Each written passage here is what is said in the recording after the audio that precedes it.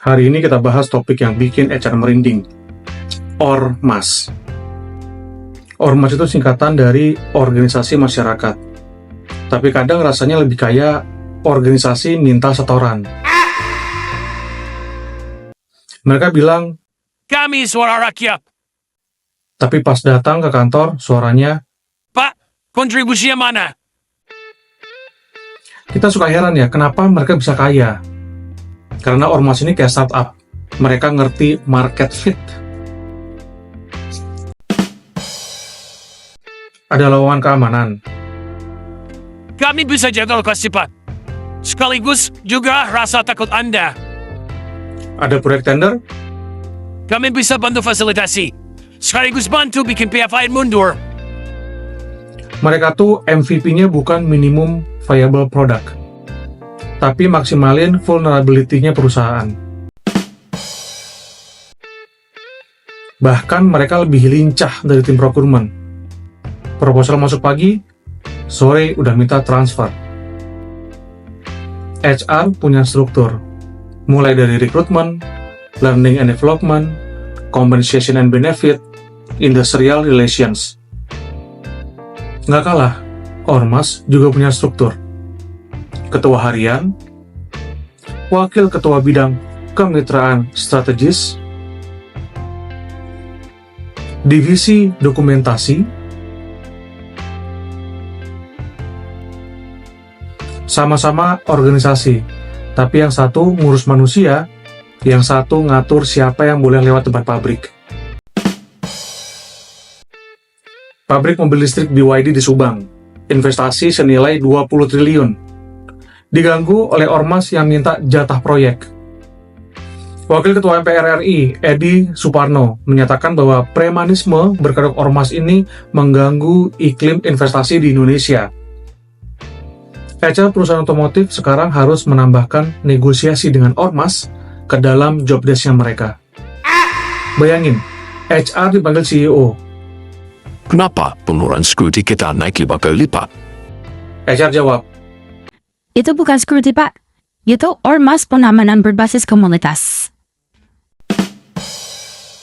PT Chandra Asri Alkali, anak perusahaan dari PT Chandra Asri Petrochemical Tbk, sedang membangun pabrik kimia di Cilegon, Banten, dengan nilai investasi sekitar 15 triliun.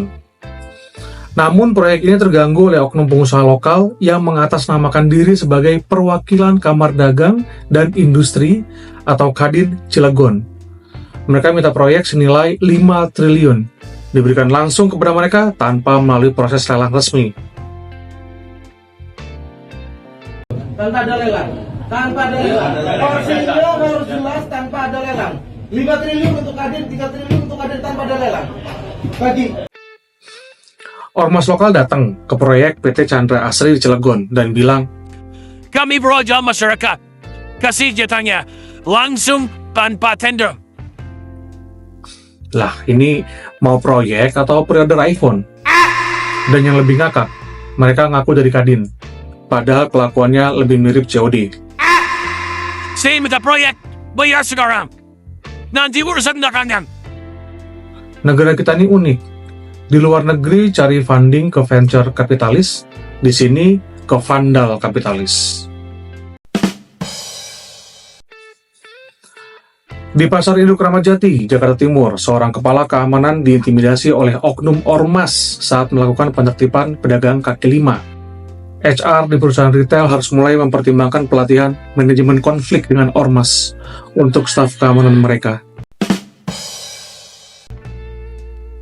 Ormas melakukan blokir, bukan blokir WhatsApp, tapi blokir akses logistik.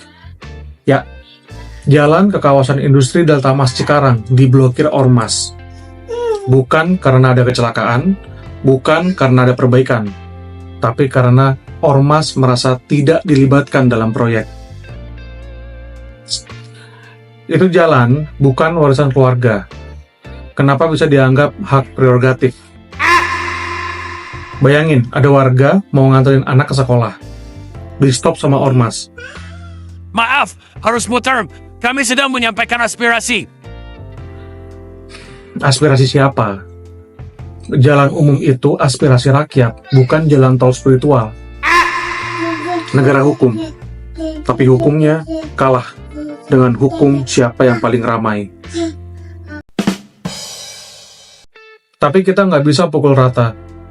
Ada juga ormas yang genuinely pengen bantu, yang punya koperasi, ngajarin UMKM, bikin pelatihan, dan ini bisa jadi partner CSR.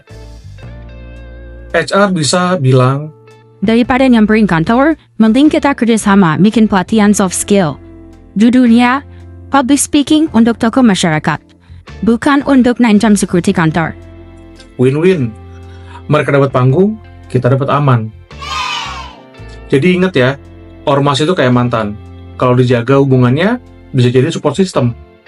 Tapi, kalau dibiarkan toksik, dia datang bukan buat tanya kabar, tapi minta bagian.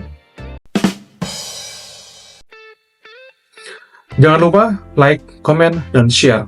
Sebelum channel ini juga dikunjungi ormas dengan alasan monitoring konten digital. Peace.